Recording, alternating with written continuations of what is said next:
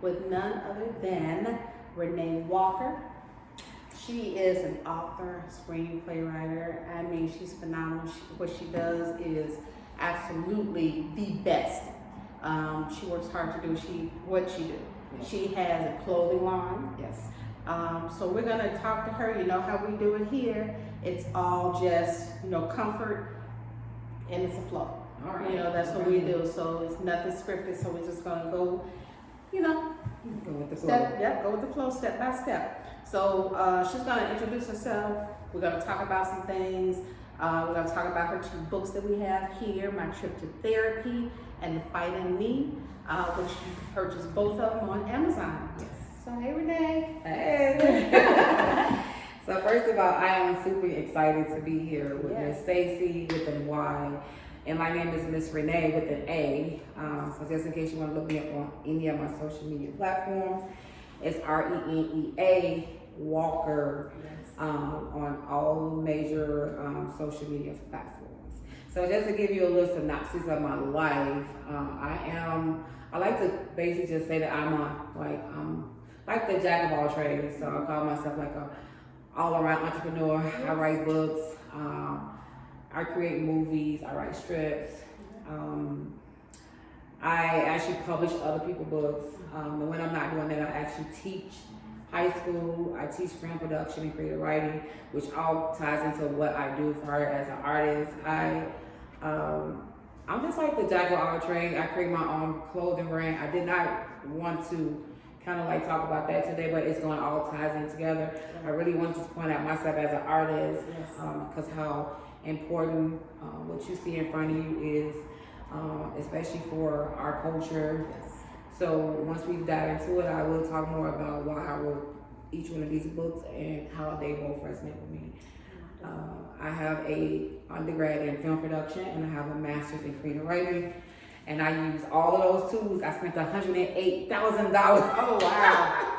in student loan and tuition. Oh my gosh. So I want to make the best of all of it. That's right. Get your money's worth. Exactly. I don't give my money away. Maximize it. I cannot stress that enough. Yes. So let me say this.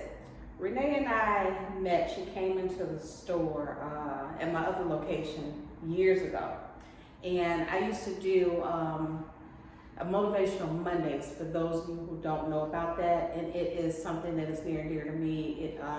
It's about children or teens in suicide prevention. So it's something that she kind of like latched on to. She came as a guest speaker, talked about one of the books that she had wrote, and talked to the kids, and it was like a safe haven. We're trying to get back into that eventually. I still do the community work with the teens and everything, but Renee was a vital point back then because the books were able to resonate with the kids that were coming in from the school district. So hence, here we are again, and we're gonna talk about a couple other books that she wrote. So let's kind of like dive into My Trip to Therapy. What motivated you and what is the book based on? And let's go from there. Okay. So what motivated me to write My Trip to Therapy? One is growing up as a Black child, dealing with issues and like the community, losing my sister at 16, losing my niece and my sister at 16, not understanding what death was, what death meant. So what happened to all of that trauma that I dealt with as a child, I basically brought it into my adult years, and I'm still dealing with childhood trauma right now. So the reason why I wrote this book, because I wanted to write something that I can resonate with. And what's so ironic is that before I had wrote the book before I even ever went to therapy. Oh wow. So I had wrote this book. I have never even been to therapy, but I felt like I needed to talk about going to therapy. And I literally was sitting at home and I was like, how am I gonna write something to motivate someone else to do something that I have yet to do myself? So I decided to go to therapy myself, because I wanted to not only connect with the characters that I created in this book, but also be able to help myself deal with my childhood trauma. So this book basically is not on it's more so on a, from a child perspective, not on a medical perspective. I didn't want to like dive into it because I'm not a psychologist, I'm not a therapist, but I do want to actually write a book from a child perspective. Okay. And this book kind of dives into a young boy that has been going through, lost a grandparent. His mom and his dad kind of divorced. He actually lost a child. His best friend was killed with some of the things that right now to this day, a lot of kids at the age of 10 and 12 is losing their friends, losing their parents, losing their grandmother, and they don't know what to do with that inside energy that they're dealing with. So this parent in this book introduced him to a black therapist that he is able to basically connect with that therapy, for one, from the culture standpoint, and as a person that can actually educate him and motivate him on ways and tools where he can actually heal from what he's dealing with. I wanted to write a book to teach our kids, especially kids of color, ways to heal, because a lot of kids, especially even adults, are still dealing with childhood trauma. They have yet to heal. So what are we doing with that energy that we have yet to heal with? We're mad at the world. We have unforgiving spirits. And I wanted to just write something that I can resonate with. Growing up in a black family, it was all about, and I'm not knocking prayer because I am a prayer warrior, but some things need to have a human contact. I need to be motivated by another human being to help me cope with what I'm dealing with in the inside. And I hope that this book can get in a lot of homes so that our kids can understand it's okay not to be okay. It's okay to talk about what you're feeling in the inside. So that is why I actually wrote that book. And that's a good thing, because in our culture, it's taboo. Yes.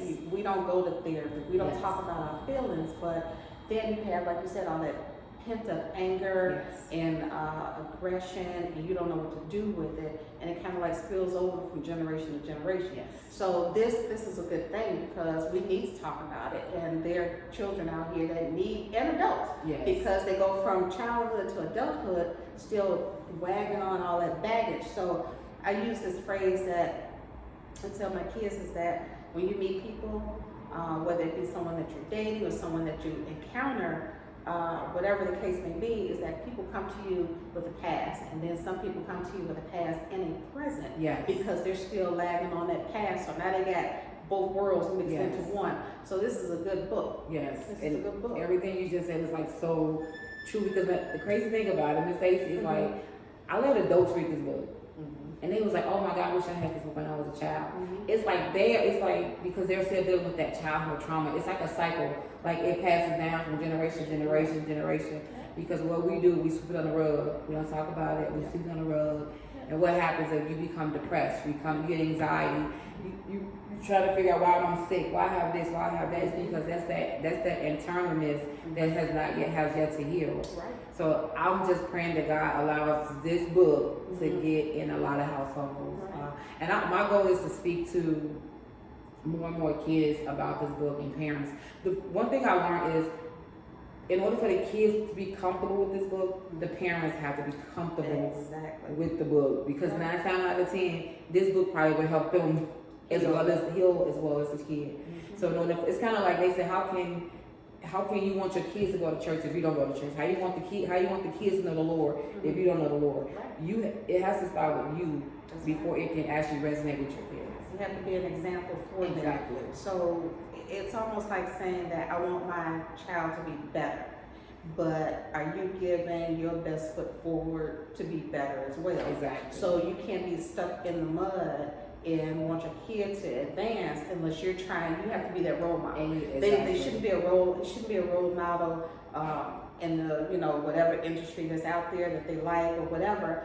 The role model starts at home. There you go, Miss Stacey. And that's what we need to do. We need to do a trip to therapy.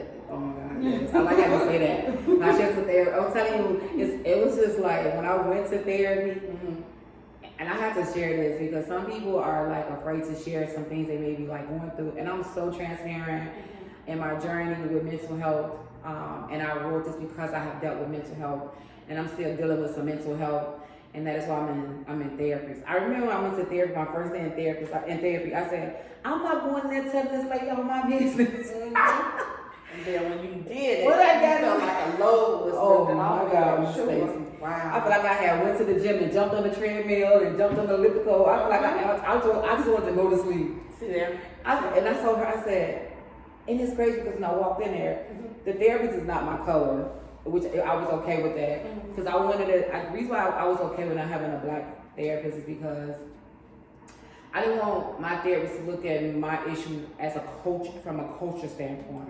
Because sometimes, even though that person probably would have been professional, but when I went in, I'm like, what this girl gonna know about my issues? I was already like prejudging her, and I'm like, because she's much younger.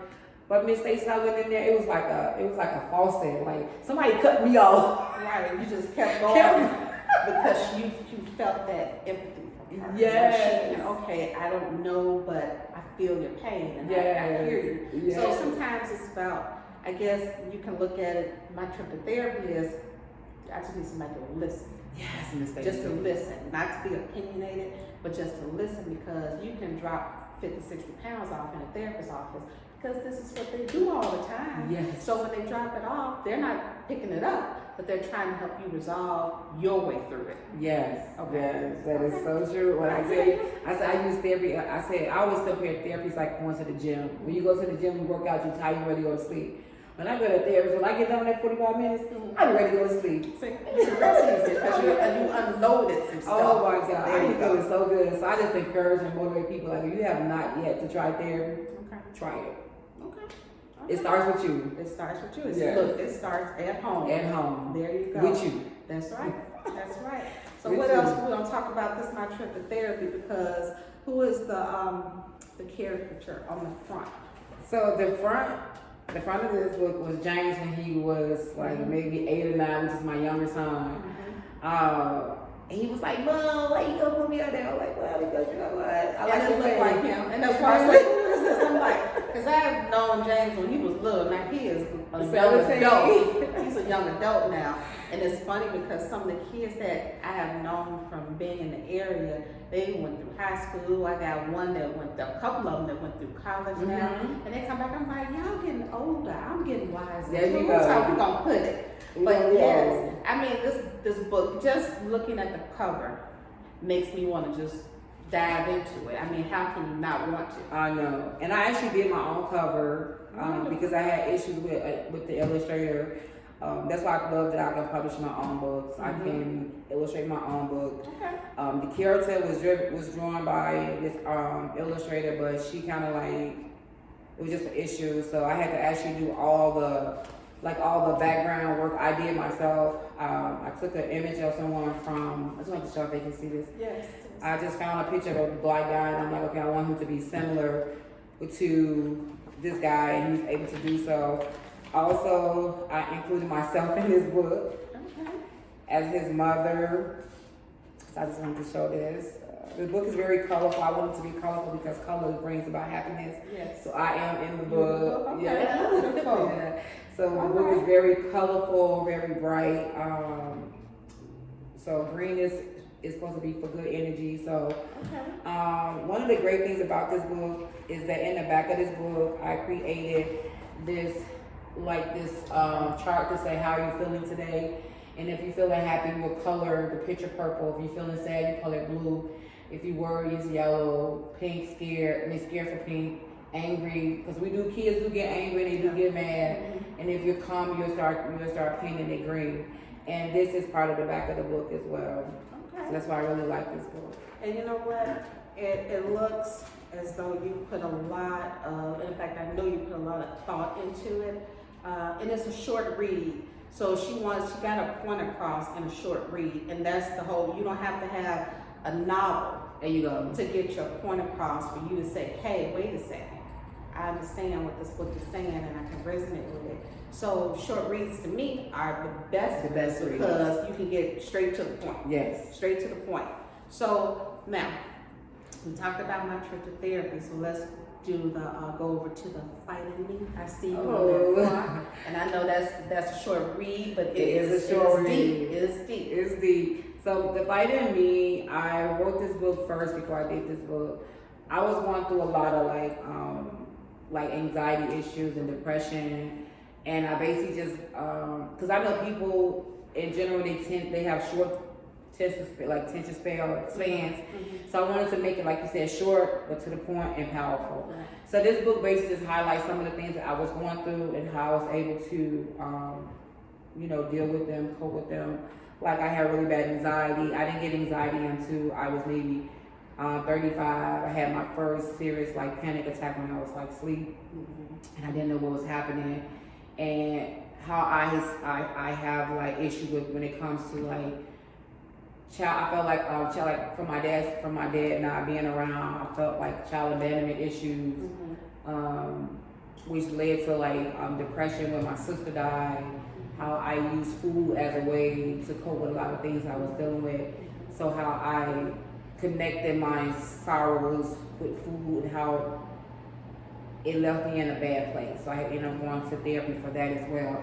So this book just literally just pointed out some of the things that I dealt with and how I was able to get over those things. Not so much to get over, but able to cope with life with the things that I'm still dealing with.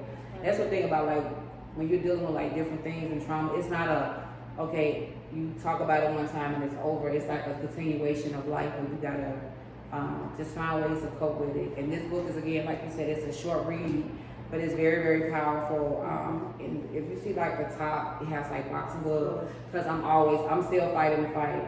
And I think the one line in here that I put in here that said every day is a struggle to live. I put that in there because a lot of people is struggling every day just to get out the bed to literally live. And I remember when I first brought this book out, this lady called me like at 3 o'clock in the morning.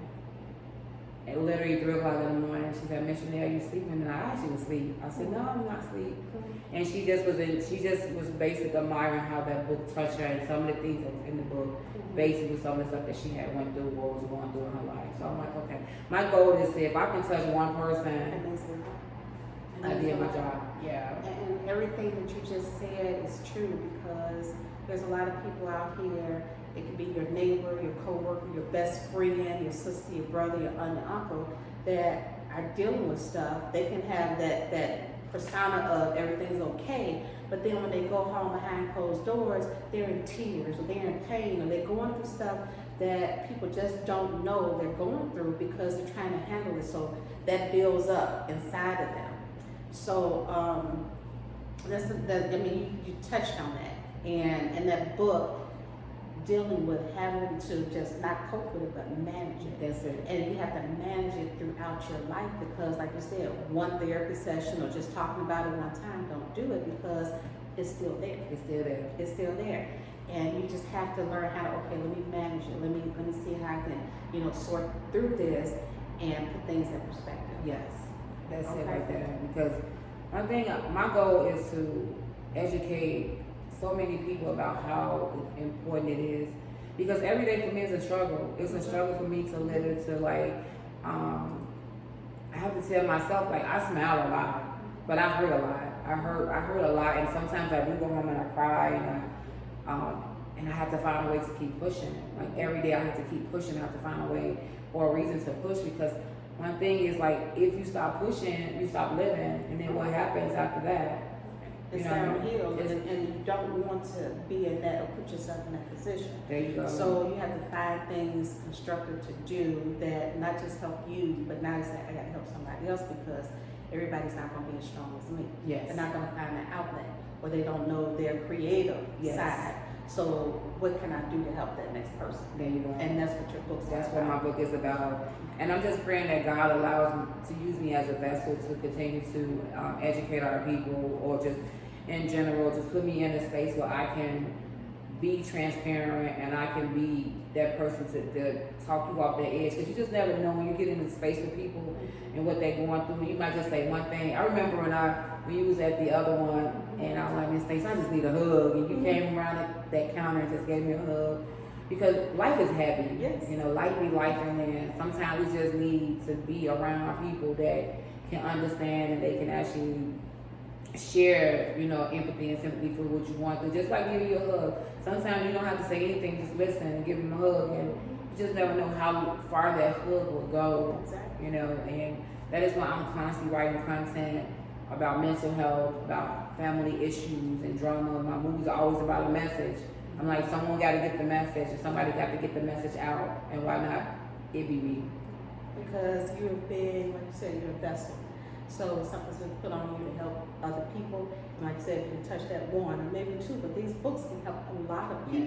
if they want to be helped. You got to take the step in the right direction to help yourself. That's it. So if it's out there, reach out, get it, read it. Even like on a Saturday night, I know people want to go out, but sometimes there are people at home, you want to not watch a movie. I know Tubi is big right now. Yes, Lord knows. But some of that stuff you gotta push it back. Yeah. But what I'm saying is that get in the bed and curl up to this book so you can kind of like work through your own things. And it's important. It's important, like I said, you know, when you come here, and this is the way I feel like, yes, this is a passion of mine, it's popcorn. Everybody knows me as popcorn, but it's more than that.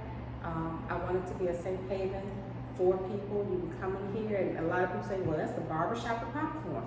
If that's what you want to call it, yes, come in here and talk to me. Yes. I don't care if I know you, don't know you, if you just need to drop a load down, hey, you know, it's happened, I'm here. I don't mind. And if I'm here, they'll come and get me, come to the front. You need that hug, I'm going to give you that hug. There you go, that's it. Everybody needs one. I'm a hugger. So, That's you know, there it is. And that's it. It's like you're coming in as the popcorn.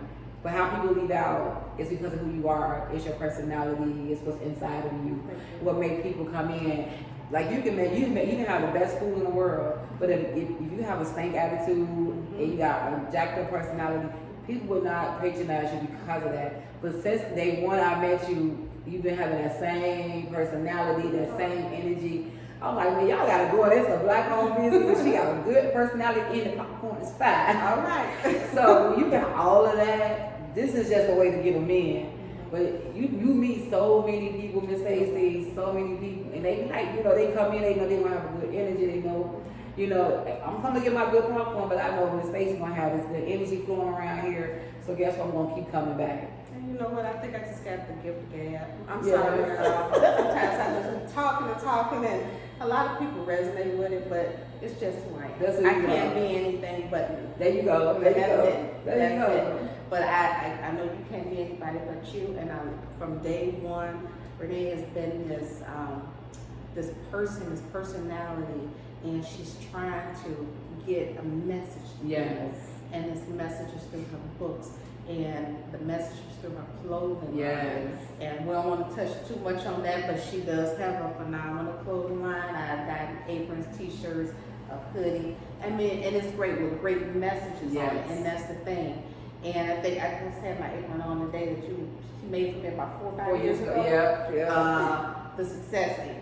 The face of success. Yes. And I love it, and I still got it. Yes, it's all about that message. It's got that message. It's about that message. Now, behind you, I was reading the message on here. I'm trying to see. There it is. A world without words is not written. Yes, that's my personal quote. I love it. I made that myself. I actually trademarked that quote. That is mine. I love it. And it's true. It's it's just coming through as a Renee saying. That's me. And that's it. And it's true because look at your books. Look at your books. A world without words is not written. And it's true. It's true. So what made you actually come up with that? Because I'm a writer, and I was just thinking one time, I'm like, well, imagine a world without words. What would it be? Silent.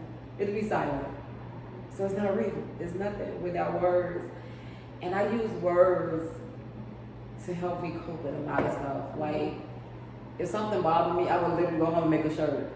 Like, if somebody do something like weird, and I'm like, because I don't want to be argumentative, I'm like, okay, I got something for you. Next time you see me, I'm going to have a shirt. Like, real talk. What I'm gonna do. This is what I'm going to do. Like, you know, this shirt is basically for you, know.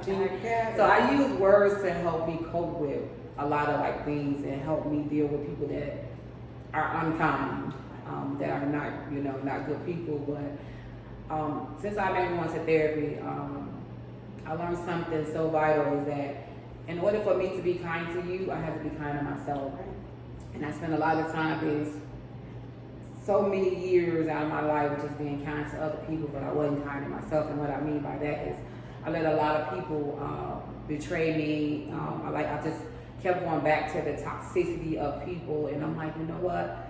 I just started using those words. I'm like, I don't have to fight you with the vocals. I don't gotta be physically fight you. I'm literally just gonna use my words, because again, it's so important that the dictionary is an ongoing book that you can just find. You know, words is words that defines different meanings.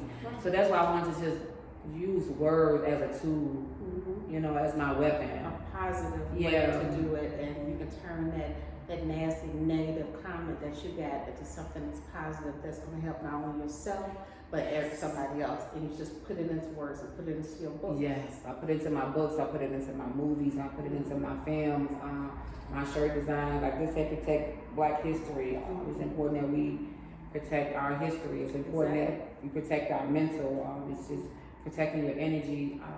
Those are words that I'm constantly motivating myself in. If like people that know me just know I'm all about. I don't know. I just feel like God put me here not only to help myself but to help others understand a lot of things that we don't understand as human beings when you don't have the actual space to actually. Like this is a safe space we were talking about. My book, mental health, and I'm comfortable. You're comfortable. This is a space. It's a safe space.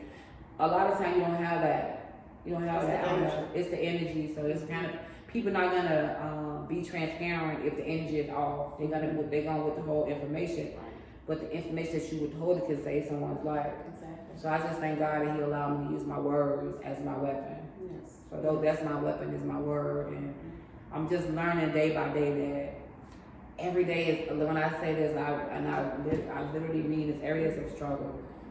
Every day is a struggle, but I know that within my struggle, there's a healing. Within my struggle, I'm gonna keep pushing. Until I can't push no more.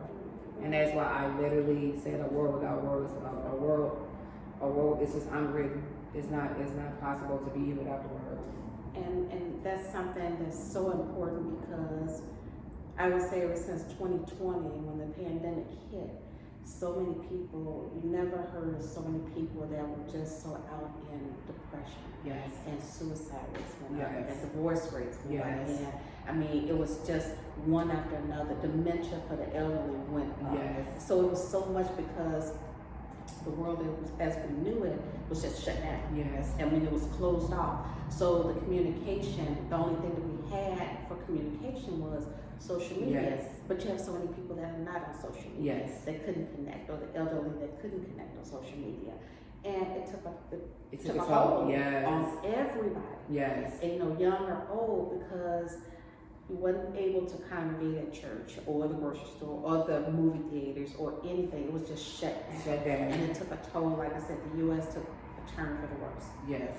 And I would say that we're still trying to get to that point, because the world as we knew it is gone. It's gone. It's gone. So how do we cope?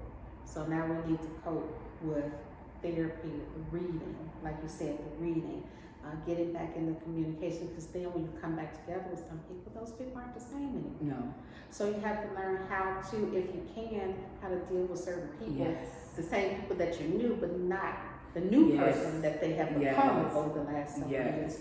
So therapy is it. That's it. Even spaces like this, like having those like conversational. I have this thing that's called inner conversation. My goal is to actually get a group of women and men that's willing to. It's called Conversation with My Inner Self. It's like a card game type of thing. You pull a card and they ask you these questions. It's very powerful. We're gonna have to set up something where you have a group of people come out and they're willing to share what's on the cards, because it literally will help you with your inner self. Okay. It's called Conversations with My Inner Self, and it is very powerful. Well, I tell you what, I'm gonna make this promise to you. Okay. Let's get some people so we can have that here and have that conversations with your inner self. If anybody is interested, then we're gonna give Renea's social media handles where you can reach out to her, and it'll be intimate, and this is a safe space for that, so that we can know, you know, people can say, hey, they're total strangers, and then you come in and just say, I just need to let it go. Yes. Let go. And then, you know, you never know, you may gain a friend or two in there. Yes. A support person here or there. So we can do that. And so when I say that's going to be so perfect, Miss Stacy, because like you say, like the pandemic, they still dealing with stuff internally, financially, everything. And I just think bringing that to the table with a bunch of just people, those that actually wants to do it. Good energy. Good energy. Good vibes, good energy. You gotta have good energy, good vibes. But we can set that up, and I think that'll be really, really nice. Especially get good energy. Yes. a step in the right direction. Yes. So we're gonna have a good energy. We're gonna let Renea Walker screen the people that want to be in that, because you want that good vibe. Yes. You want the positive vibe. So you may come in with this negative way of thinking, but she wants you to walk out on a positive note. Yes, yes. So if you want to connect with me on Instagram, I'm Renea Walker Official, and my name is RENEA Walker Official. On TikTok is Renea Walker TV, and on Facebook is just Renea Walker. Okay. I'm not on the X. That's Twitter, right? I'm not on that. I don't do that. All right. Well, you heard it here first. Yes. With Renea Walker. My trip to therapy, the fight in me, and some other things. Connect with her about this conversations of my inner self. Yes. That we're trying to get together. We're gonna hear a lot more from Renea in the future. It was just the beginning. It's just the beginning. Don't forget to go on Amazon. Yes, You can Amazon. pick it up. Yes. Buy your book, Buy short your book. reads, powerful reads, and then let her know what you think once you do that. Yes, and leave a review. Yeah, support. I can't say that enough. Support young authors, good authors, authors that are trying to help so you can resonate with her, Yes. and she can resonate with you. Yes. All right. Yes. Thank you, Miss Stacey. Yes, thank you so much. I'm Hubbard. Give me a Yes. Thank you, Miss Stacey. All right, and we will see you next time. Yes. This episode of Sha-Poppin podcast. Thank you so much, and I'm your host again, Stacey with the Y No E. See you next time. See you Bye-bye. next time.